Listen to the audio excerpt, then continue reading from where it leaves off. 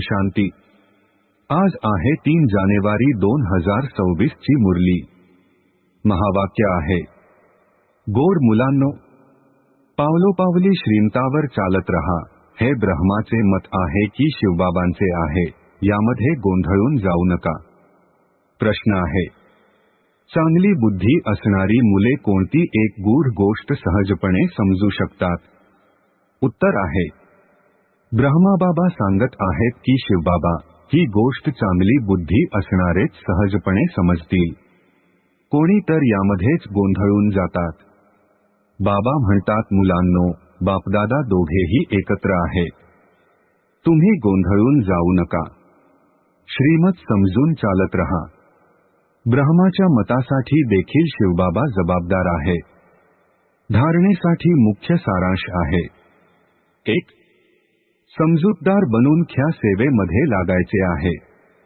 जबाबदार एक बाबा आहेत, त्यामुळे श्रीमतावर संशय घ्यायचा नाही। निश्चयामध्ये अडोल अर्थात दृढ राहायचे आहे। 2. विचार सागर मंथन करून बाबांच्या प्रत्येक स्पष्टीकरणावर लक्ष द्यायचे आहे। स्वतः ज्ञानाला धारण करून इतरांना सांगायचे आहे। आजचे वरदान आहे, आपल्या अनादिआदिख्या रूपाची अनुभूती करणारे संपूर्ण पवित्र भव। स्पष्टीकरण आहे, आत्म्याच्या अनादि आणि आदि दोन्ही काळाचे खरे स्वरूप पवित्रता आहे।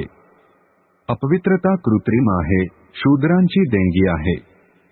शूद्रांची वस्तू ब्राह्मण वापरू शकत नाही, त्यामुळे फक्त हाच संकल्प करा की अनादिआदि खऱ्या रूपामध्ये मी पवित्र आत्मा आहे।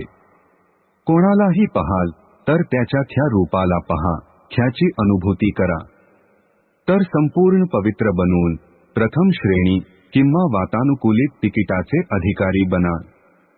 स्लोगन आहे, परमात्मा आशीर्वादांनी आपली झोळी भरपूर करा, म्हणजे मग माया तुमच्या जवळ येऊ शकणार नाही। ओम शांती।